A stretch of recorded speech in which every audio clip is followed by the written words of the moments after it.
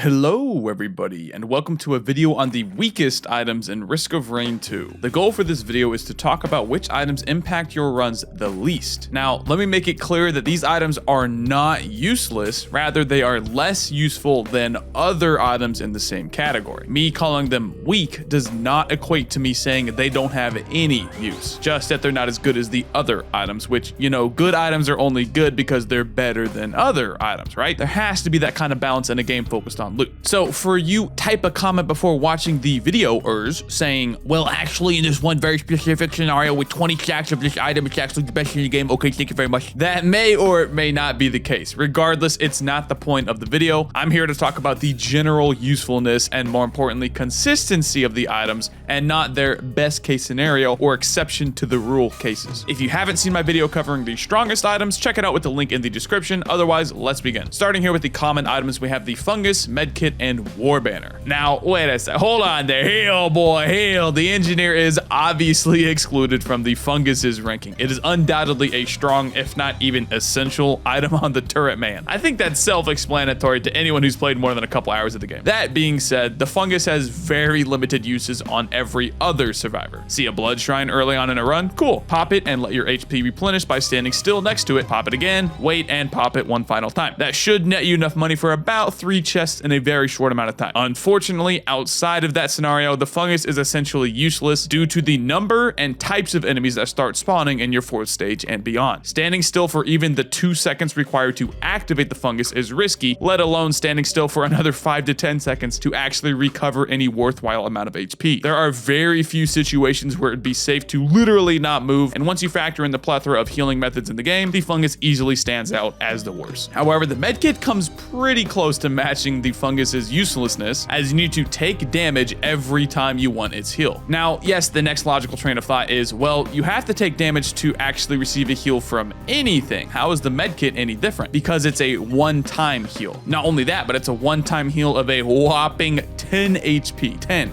per stack. Okay, the monster tooth is also a one-time heal. Why is it not mentioned here? Because you can kill multiple targets quickly and gather those orbs in a very short time frame. And still, you'll receive the heals from every orb, even after taking just 1 instance of damage. With the medkit, you have to take damage again if you want another heal. Not to mention, if you get hit and are in the 1.1 second time frame of waiting for the heal to happen, if you're hit again, you're right back to the start of that 1.1 second wait. The medkit doesn't queue up multiple heals, which makes it literally useless versus damage over times, which are probably the most dangerous form of damage in the game, and definitely when you need your healing to happen right away. It's good early on and lets you play more aggressively than you otherwise could without it, but due to its extremely poor scaling, it is weak past the first few stages. Finally, with the war banner, its effect is actually quite good early on. A nice chunk of movement and attack speed in a pretty generous radius makes its proc a welcome sight in the first loop when you're generally struggling in both of those categories. However, give it a few stages of average RNG loot and you'll have a good amount of both attack and movement speed, so its effect begins diminishing heavily. Not to mention, you simply won't see its effect at all. The war banner's proc occurs when you level up, which once you hit the 20s and beyond will happen less and less frequently, reaching a point of rarely happening at all. So your best time to get some mileage out of any war banners you have is early on into a run. That being said, it still isn't that great of an item because unless you are constantly paying attention to your XP bar, you'll just level up and place it wherever you are. Once the banner is on the ground, it's not going anywhere, so unless you're close to the teleporter, the amount of value it gives you is pretty low. Now, sure, you can min-max the crap out of it and say, okay, I'm 2 kills away from a level up, let me move 37.5 meters this way so the banner is just barely in range of the TP, but in reality, is it really worth the time and effort to set that up? No.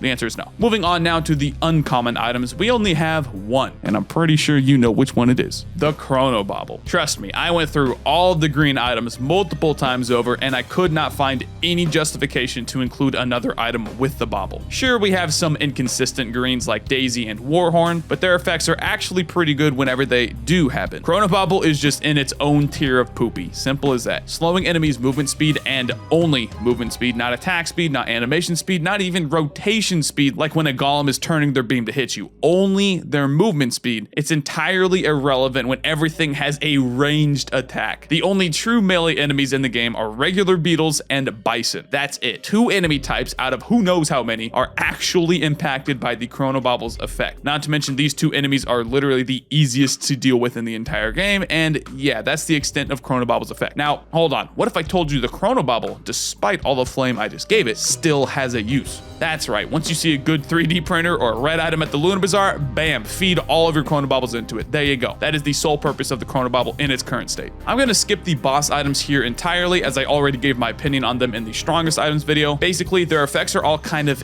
and are too rare to reliably get in any run, so there's not much use in ranking them against one another. So let's instead continue with the lunar items. I'm excluding lunar equipment right now because I'll pull them in with the other equipment in the next section. If you've been following my content for a while, there shouldn't be any surprise that the worst lunar item in the game is Corpse Bloom. Now again, hold on before you start typing up a storm on Corpse Bloom. If you have not seen my in-depth breakdown and complete explanation of every single thing about the Corpse Bloom, you need to go watch that video. I'm going to briefly summarize it here because the full context for my reasoning is within that video. The choice when to grab a Corpse Bloom can be broken down to simply one thing: how long you want your run to last. If your intention is to obliterate as soon as possible, so stage 7, then grabbing a Corpse Bloom to help you along the way isn't a bad idea. But you know, if you're doing obliteration runs to farm for coins, why would you want to spend coins along the way and reduce your overall rate of getting them? Otherwise, never grab a Corpse Bloom. At least not in a regular run of Risk of Rain 2, because if you're doing something dumb like the 1-run challenge that I've been doing over the past 28 days on my stream at twitch.tv/WoolieGaming, then there are some other times where it may be useful, may being the keyword. Other than that, you are gimping your healing by picking up a Corpse Bloom. You may not see it right away because you simply don't have a lot of healing at the time you grab it, but once you get some items going, the 10% heal per second is absolutely not worth it. Unless you are going Transcendence, there is never a time when grabbing a Corpse Bloom will help you get the longest run possible. Never. Again, for the full details, watch the dedicated video I have on the item. Alright, continuing on here to the equipment, with the exception of the fuel array, obviously. We have the Blast Shower, Eccentric Vase, Radar Scanner, and Effigy of Grief. Again, note while these equipment aren't useless, they're absolutely not worth your sole equipment slot and are being placed here due to not even coming close in power to the other choices you have. Blast Shower is the least weak between the group. While its effect isn't bad, removing any projectiles and more importantly debuffs on your survivor when you activate it, it's pretty much just a weaker version of the Jade Elephant. Jade does everything that the shower does, but better because it simply reduces incoming damage by 85%, mind you, which mitigates not only debuffs like burns and bleeds, but literally everything else as well. Who needs to destroy projectiles in a tiny radius around you and have to time it down to the perfect millisecond when you can just have them deal 15% of their original damage instead with a much higher window of opportunity? That is the Blast Shower versus the Jade Elephant. The Eccentric Vase is okay to get early on, but once you get some Hopu feathers, wax quells, energy drinks, and goat hooves, its use is almost entirely irrelevant. Why waste your equipment slot for a little bit of mobility when you could just be zooming around the map and having some great utility or damage otherwise? Radar Scanner is self-explanatory. Just learn the spawns of the interactables. With enough experience, you'll be able to spawn into a stage, observe for a few seconds, and know generally where the big pockets of loot will be. Not to mention, when activated, everything on the map receives the same yellow question mark icon. Nothing is distinguished by type, and you can now see that Radar Scanner's effect is lackluster at best. Sure, you can pick one up and toss it to an equipment drone, but again, it really won't benefit you that much. Finally, the Effigy of Grief lunar equipment is essentially a chronobobble that also slightly increases the damage an enemy takes. And whoops, did I say an enemy? I meant to say an anything, because its radius affects everything inside of it, whether that be an enemy, your own minions, or even yourself. When you activate the effigy, it simply drops wherever you are standing. There's no tossing it or throwing it in a location where you want its radius to be. Nope, you have to place it right underneath you, which means at best you'll be slowed and taking more damage for the first couple seconds of its effect. Just take a real damage equipment, not this garbage. I should also briefly mention the elite aspects here. If you don't know, every elite you kill has a 0.05% chance to drop its respective aspect as an equipment that you can pick up. That is a 1 in 2,000 chance to get a Blazing, Glacial, Overloading, Malachite, or Celestine per each respective elite kill. The only aspect you should even consider picking up is the Overloading one, called Silence Between Two Strikes, as the rest are either straight trash or don't scale well at all. That's all the info I'm going to put here, as I already have an entire video dedicated to the topic if you want my full reasonings. Finally, we have arrived here at the legendary items. Now, let me mention this one final time in the video. Yes, there is a reason why I'm saying this so many times. The items items here aren't useless, just that they're not nearly as good as the other items you could have gotten. Legendary items should be compared like equipment. Yes, you can and are almost guaranteed to have more than one, unlike the equipment where you can only have one, unless you're multi. But due to their rarity, not getting an impactful legendary is very noticeable. With that being said, the weakest legendaries in the game are Aegis, Frost Relic, and Nukahana's Opinion. Having permanent uptime on your barrier is good, absolutely, but without the aid of Topaz Brooches, getting to the point of sustaining barrier solely with an Aegis takes a lot of healing, or some more stacks of Aegis. Either way, Brooches do what Aegis does, but better. I'd rather get any other legendary, literally, than an Aegis. Frost Relic is situational.